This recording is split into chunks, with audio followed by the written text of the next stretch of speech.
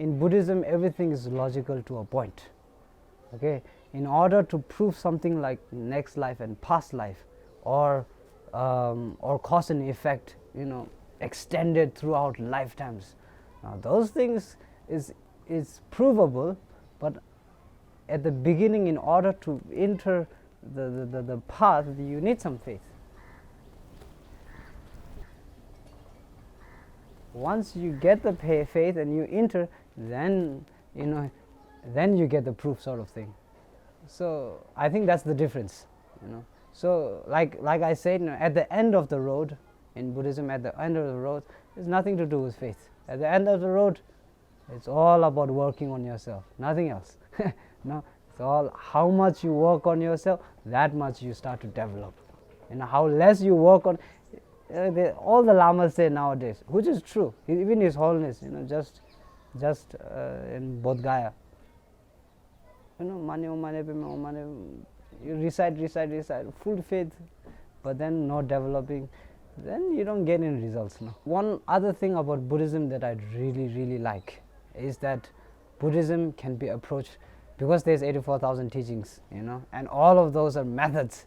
Therefore, there's countless methods, and those methods are all directed to particular people with particular mindsets. So therefore, one thing about Buddhism is that all these methods can be used, and the people who use it can be different people. It's not about, one set of people and this is the logic and this is how it's not like that. So because there's so much teachings and there's so much subjects and so much, then the thing about this is that I always tell people who are first interested in Buddhism to capture something that really touches your heart.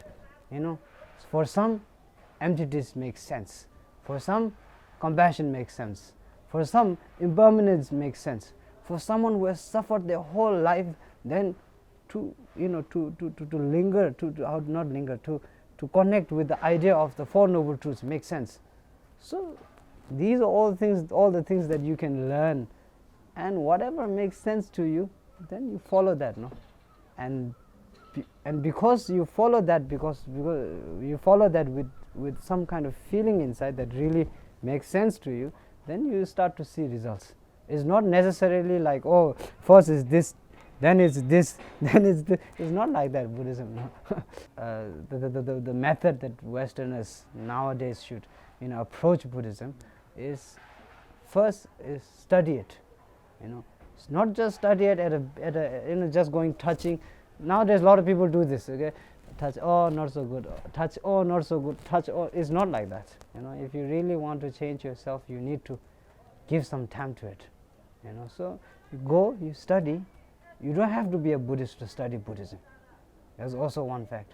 So study it and choose something that really makes sense to you, that really touches you, And then once you proceed into practicing that certain subject, such as compassion, once you start to enter the path into studying that, not just studying but practicing that certain topic or certain this thing, then development naturally comes, slowly.